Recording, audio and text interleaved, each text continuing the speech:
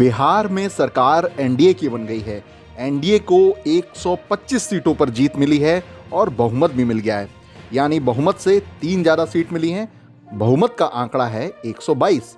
243 सदस्यों वाली बिहार विधानसभा में बीजेपी को 74, जेडीयू को 43, हम यानी जीतन राम मांझी की हिंदुस्तानी आवाम मोर्चा सेकुलर को 4 और मुकेश साहनी की विकासशील इंसान पार्टी को 4 सीटें मिली हैं। वहीं महागठबंधन में राष्ट्रीय जनता दल को 75, कांग्रेस को 19, सीपीआई-एमएल को 12, सीपीएम को 2 और सीपीआई को 2 सीट मिली हैं।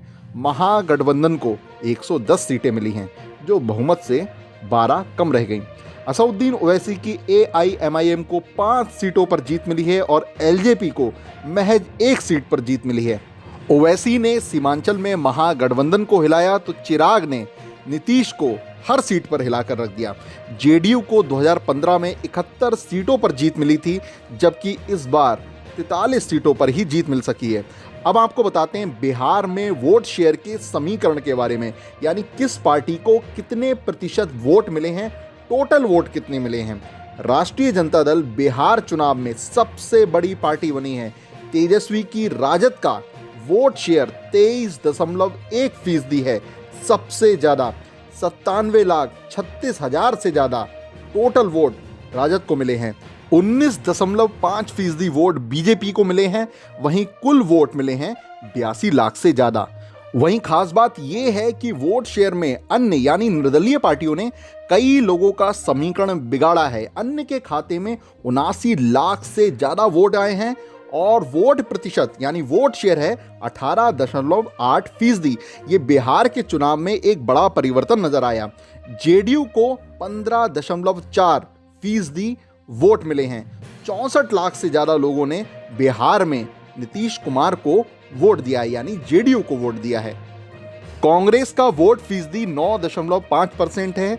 उसे बिहार में कुल 39,95,003 वोट मिले हैं। वहीं चिराग पासवान की लोक जनशक्ति पार्टी को 5.66% वोट शेयर मिला है। कुल वोट मिले हैं 23 लाख से ज्यादा।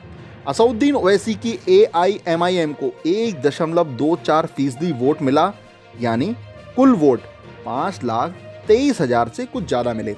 नोटा पर बटन बिहार में 7,06,252 लोगों ने दबाया।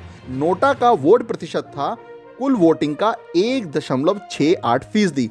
बीएसपी को 1.49, सीपीआई को 0.83, उपेंद्र कुशवाहा की आरएलएसपी को 1.77% वोट मिले। यानी साफ है, एनडीए में जहां बीजेपी ने अपनी बिहार में स्थिति मजबूत की, वहीं राजद भी बड़ी पार्टी बनकर उभरी है। कांग्रेस को एक बार फिर से मंथन करना होगा। 70 सीटों पर लड़ने वाली कांग्रेस को 19 सीटों पर कामयाबी मिली है।